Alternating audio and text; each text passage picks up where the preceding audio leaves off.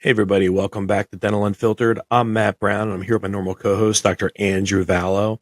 We have an awesome episode for you today. It's weekly scoreboards. I think a lot of docs have problems. Scorecards. Sorry, weekly scorecards. I keep saying that. Weekly scorecards. I think some docs kind of struggle with how do you track performance and how do you reward performance and how do you find places of more coachability. And I think, a scoring system and a score card and scoreboard or somewhere you're measured on could be really useful. So, Dr. Vallo, let's talk about how you use weekly scorecards in your practices to, kind of move this forward and start to track these kinds of things. I think at the end of the day, you got to keep score. If you want to win, you have to keep score. And so that's been a theme for us, I think, lately in our episodes is tracking KPIs, KPI accountability, what you measure improves. And so this is a big overhaul that we're going through right now. For a while now, we've been doing different types of weekly KPI tracking.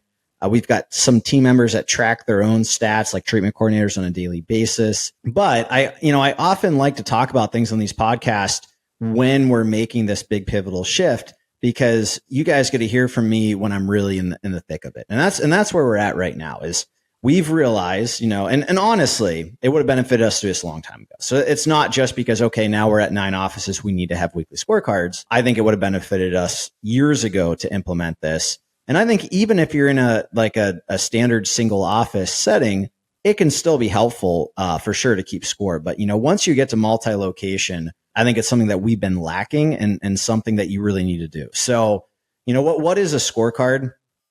It's essentially a customizable set of metrics that gives you a snapshot of each practice's performance on a weekly basis. And the cool thing is how we're trying to set up our scorecards, and we're still kind of finalizing everything. So we may do some minor tweaks. And as always, guys, I'll report back as time goes on, if we do change things. But what we're doing is we're actually planning to set up here some Google Excel spreadsheets that will literally track and add data for us. So that way we can get monthly tallies going too. So, there'll be inputs there for different key metrics, things like collections, adjusted production, number of Google reviews, hygiene, reappointment percentage, treatment acceptance, doctor diagnosis. So think of, if you would think of maybe 10 to 12 of some of the most important metrics that if you just wanted to take a quick snapshot, and different analytics softwares can do things for this, do things like this for you.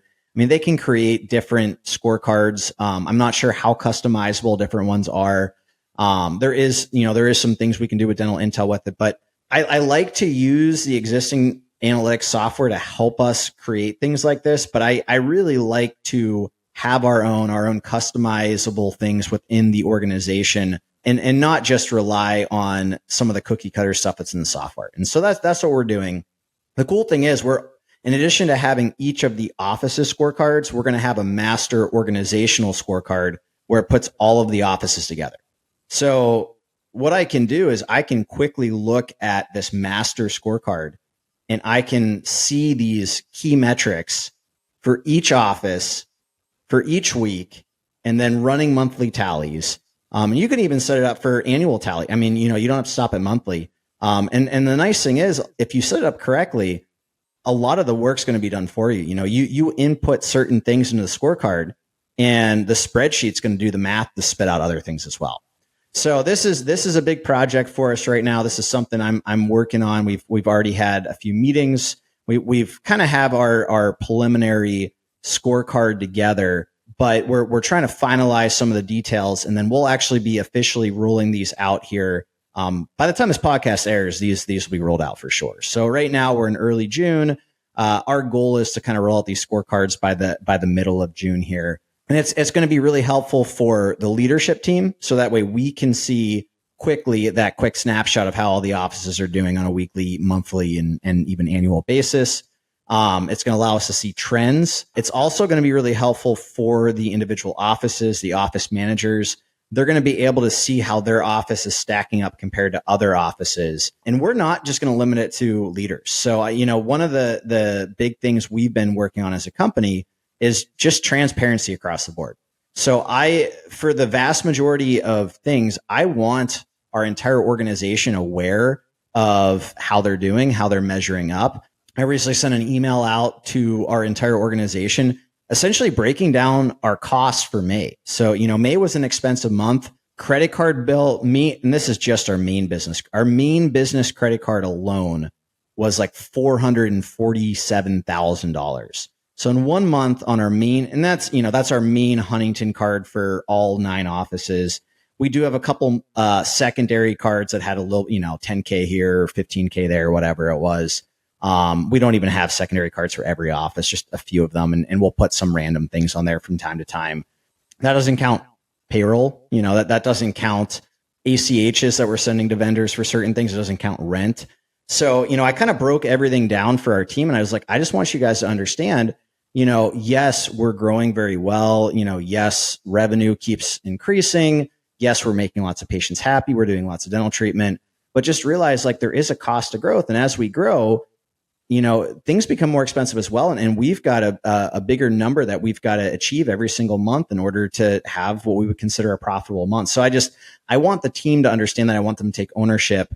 And my hope is that these scorecards will help with that as well. So that way, each office can see how they're doing in comparison to what our goals are. We're going to have goals kind of, set for each office, for each metric. And then we're going to have, just the comparison to how they're stacking up against the other offices as well. So, it's funny. You can't achieve excellence without a standard and a measuring stick, right? Like you can't, right? And a lot of times docs go into their practice and they're like, man, how do I get more performance out of my staff? But then on the other side, docs have a fear of putting someone on a scoring system because they're worried about feelings and stuff. And I think that we have to understand that employees or team members who don't want to be measured also don't want to achieve, right? Like if I'm I don't want to be measured and I don't want to be tracked. And it's not micromanaging. Sometimes people misperceive it at that. It's creating a standard and a measuring stick as to, are we getting close? Are we winning the race? Are we really ahead?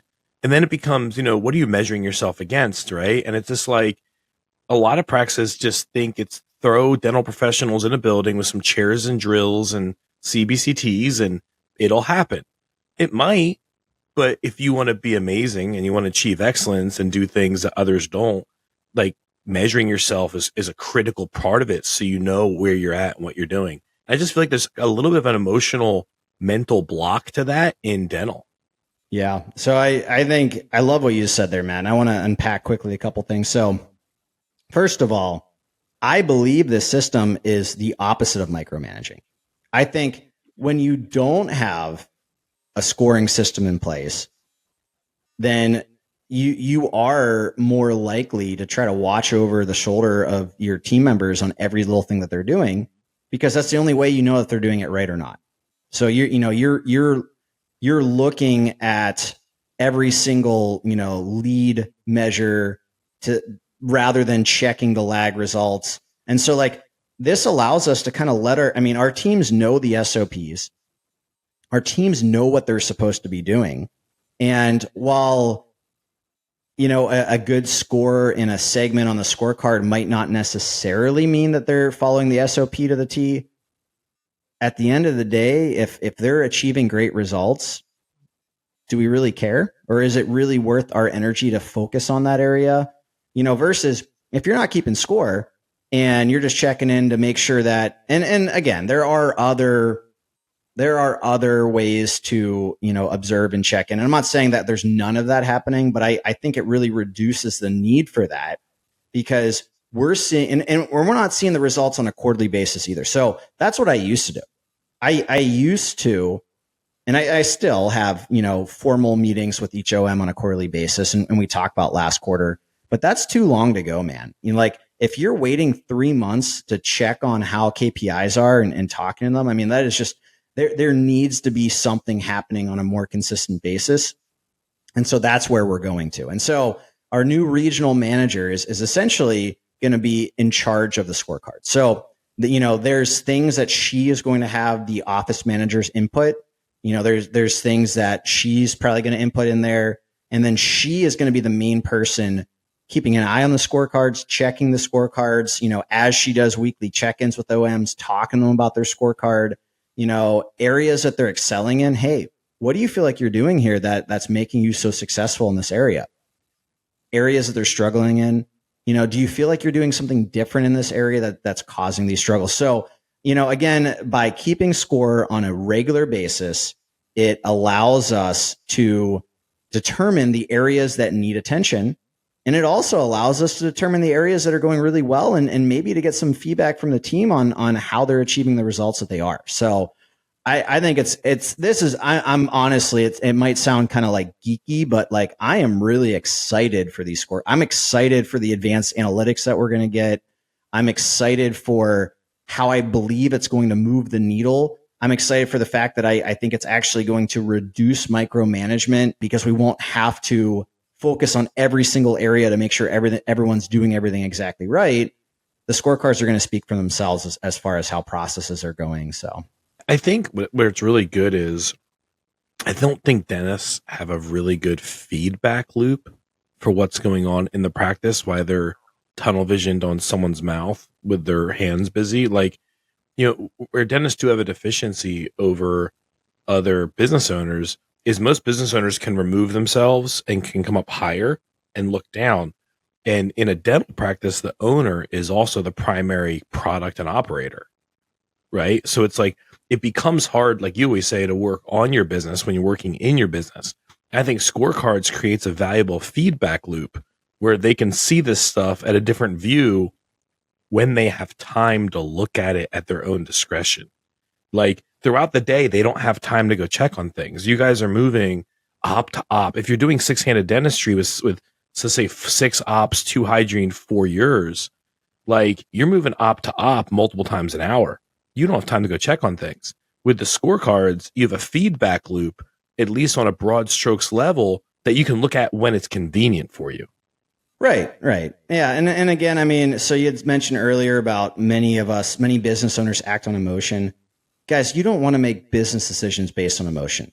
You don't want to make business decisions based on a gut feeling. Oh, I feel like this is going well, or I feel like this is going poorly, so I'm going to make this change. You want to have all of the data readily available. It allows you to make sure that you're focusing on the right problems, as well as what are going to be the best solutions for those problems. So, for example, let's say that you're an established practice, and all of a sudden hygiene seems like it's kind of slow. You might think, okay, I need to pick up marketing, and as you guys know, I'm a big proponent of marketing. So I'm never going to say, hey, you shouldn't be marketing, but make sure you're investigating why are we so slow? Is it because we're not getting enough new patients a month? And you might not even be measuring how many new patients a month you're getting. Let's say, you're a standard practice and you're getting 70 new patients a month. That's a solid number for most practices. That's probably not why you're slow, unless you're a startup. And, again, for startups, we typically aim for at least 125, 150 new patients a month. But if you're an established practice, you're getting 75 new patients a month. You're probably good there, honestly. So like the bigger issue is maybe your reappointment's low. And if you're not tracking it, maybe you're only reappointing 30% of your hygiene patients. If that's the case, that is the number one problem, and that's the area you should focus on. But you're not going to know that if you're not tracking these things, if you're not measuring, if you don't have scorecards, or you're not in a timely manner keeping track of your different metrics, or maybe along the same lines, maybe your patient attrition is really bad. So maybe you're not reappointing patients well, and patients are leaving your practice to go somewhere else because they're not hearing from your team and they don't have another appointment scheduled. So they're looking out to see what other dentists are there. So, I mean, there's a lot of examples that can come into play here, but basically, long story short, if you track things well and you look at it at a regular basis and you get your team involved and everyone is in tune with what is going on in your practice, it's going to be a lot easier to make good decisions based on the data and to focus on the areas that you really need to focus on. I think as a doc, if you start making the statement that I think this is what's happening, or I feel this is what's happening, or I believe this is what's happening, I think that should be the first indicator that maybe you should stop and try to track down the data and start investigating what the KPIs are that indicate these things. I think we're a big proponent of dental intel over at Energize. We give it to every client that's on our Meta product, and I'm their third largest partner industry wide. And I think what we forget about is there's all these KPIs and data, but I think, and this is where Scorecards really shines, I think we forget that all KPIs and data are tracking of a human behavior or action, right? So somebody goes, hey, hygiene's down to 30% reappointment rate. Well, is the front desk not reappointing everybody when they check out? Do we not have a good follow-up system? Like, I would always, whenever we have a deficiency somewhere, I would always look at the human impact and the human actions first, after looking at the data, like, hey, what humans affect this? Now, what humans have the most impact? Now, based on that, are they taking these actions? And there's kind of a thought train. I think the scoreboards kind of direct you in that direction.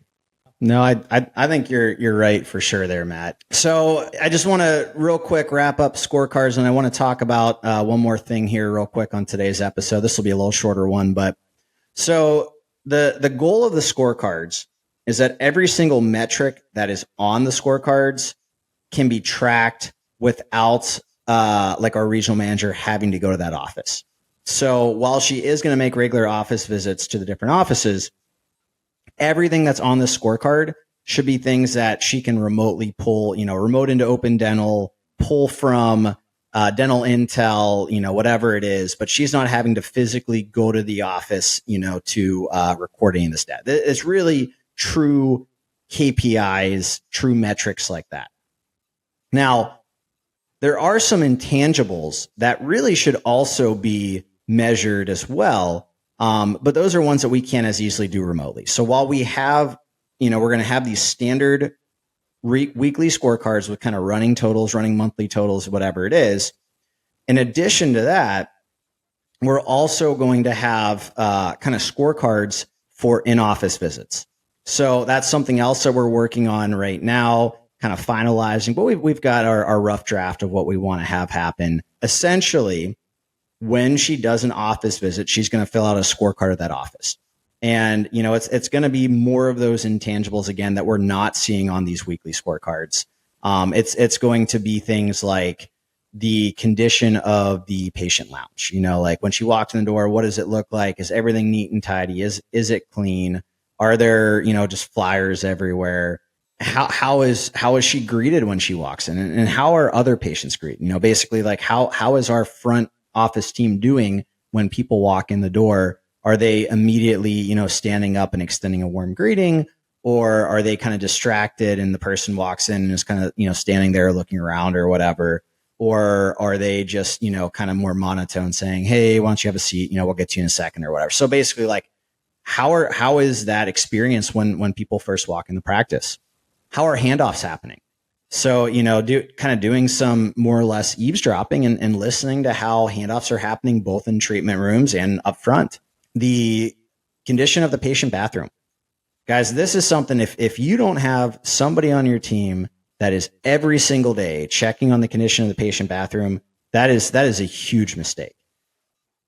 Seriously. I mean, you can have a beautiful office and everything else be nice and clean, but think about if you're a busy office, think about how many patients use that patient bathroom every single day.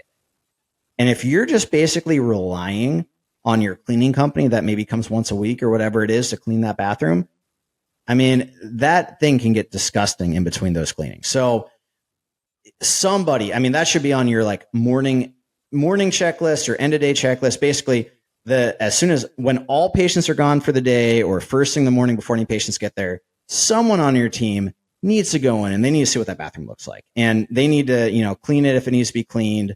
Sometimes there's, I've seen like garbage is overflowing with paper towels and things like that. Sometimes there's like someone squirts a bunch of sink or soap out and there's like soap all over the sink or whatever it is. So somebody needs to be going in there on a daily basis and making sure things look clean, because that can be one of the quickest ways to turn off a patient. Again, everything else can be clean in the office, but if the bathroom isn't pristine, and I think there's even higher standards, for the bathrooms than there is for other areas as well. But if the bathroom's not pristine, if they don't feel comfortable walking in the bathroom, what do you think they're going to think about the rest of practice? What do you think they're going to think about, the cleanliness of your instruments or everything? You might be doing 100% amazing job on everything else, but they don't know that, and they're not going to believe it once they see. And they probably are never going to want to come back. So that can be one of the easiest ways to lose. I'm sorry, I'm going to get off my soapbox now, but I think that that's something that not all offices do as well as they should. And that's going to be, part of that. Now, your office manager should be checking on it daily. If there's a team member assigned to it, your office manager should be checking it and making sure they actually did it. But this is just one more outside set of eyes, who has no bias to the practice itself. They don't work there. They don't live there, whatever it is. They're going to come in from the outside and they're going to check on that and make sure things look great in there as well. So anyways, there's the remote scorecards where you don't have to go to the office. It's not these intangibles where, you're listening to conversations, you're watching how, things are happening, you're checking on the actual physical state of the office itself. And then there's the in-person scorecards, which is all of those things that we just talked about. And the thing is, our regional manager, she's not going to release a schedule of when she's going to offices. So it's not going to be like, oh, I'm going to this office this day, this office this day. So that way they can prepare. They're going to know what the scorecard looks like. And the hope is that each of the offices is in hey, we need to make sure that all of these things are done correctly every single day, because we don't know when that regional manager is going to come here. It makes perfect sense. I was at a practice in Texas and I walked in the bathroom and they had one of those nice looking metal chrome shelves in the corner. And the only thing on it was spare toilet paper. And the whole bathroom was dusty and it looks like the trash hadn't been emptied in 3 days. And in correlation with that, the practice was also ran as bad as the bathroom was dirty. They as docs, this goes back to scorecards and stuff. There are indicators in your practice, if you open your eyes and look around, about that are fundamental things that shouldn't be a problem. And if they're broken and they're a problem, then there is an overall problem generally about how the practice is run. Yeah, no, I agree, man. So, what does all this do together? The two different scorecards in office and the remote scorecards that we're running, it allows our regional manager, our operations officer, anyone on the leadership team who's looking at these things, when they do check-ins or meetings with office managers, they've got everything they could possibly want, both from, again, inside the office as well as these remote KPIs. So they're able to then have very productive meetings, very productive conversations, versus if you don't have these things, again, you're just kind of going on emotion. You're like, hey, how are things going? Or, maybe recency bias. Hey, I heard about this one issue with this one patient and what happened here?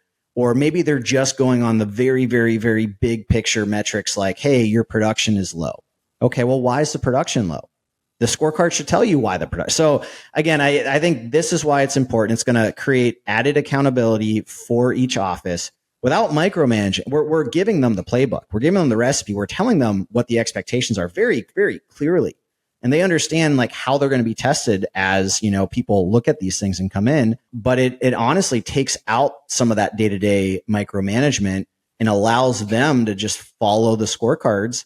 And they're getting to look at these things on a regular basis too. So, they're going to get feedback on all this.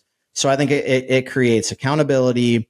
It gives you hard data, allows you to make educated decisions, tells you what areas to focus on. And again, guys, what we measure improves. So the hope is all these different things that we're measuring over time, everything should improve, especially the areas that are lagging, because it's really going to put extra emphasis on those areas. So I think it's a really important feedback loop for dental practice owners. I think the other side of it is not to just track performance of different departments and different people, but it also keeps you from slipping backwards and having it snowball and not realize it. As it starts to slip, you'll be able to pick up the difference, right? So I think it really protects you against hey, we have 90% hygiene reappointment rate. Well, if you're not paying attention to that and it slips back to 70%, all of a sudden it's going to run to some lower number, and you could have caught it at 70 or 80 or 90%, right? And I think this feedback loop not only helps you know what's going on, but also helps you diagnose a problem before it's a problem and be proactive, not reactive. So anyways, guys, I think we're going to kind of wrap this one up here. Hopefully this is helpful for you. What I'm thinking is once we have these scorecards finalized and we've rolled them out for a while and kind of worked out any of the bugs or tweaks, what we might do is we might do a second episode on this where I'll actually pull in some of my scorecards from some of the offices and I can run through what we're seeing with you guys to kind of give you some more in-depth insight into each of these different categories and things like that. So I think that could be cool. Probably will be, I would imagine, a few months from now. But, if that's something you're interested in, stay tuned, keep an eye out for that episode. And as always, guys, if you have questions, feel free to shoot me an email. Just, give me some grace. It can take me, my executive assistant will probably answer that same day or next day, but it can sometimes take me a few weeks to get back, especially if you have an in-depth question or something like that. But it's docvallodds@gmail.com. You can also follow me on Instagram. It's just at dr.vallo or dr.andrewvallo. Thanks for listening. If you like the show, please do us a favor and leave a review. That is the fastest way to help us grow it, in addition to sharing with friends and family. Hit the subscribe button if you're not already following the show. And thanks for listening, guys.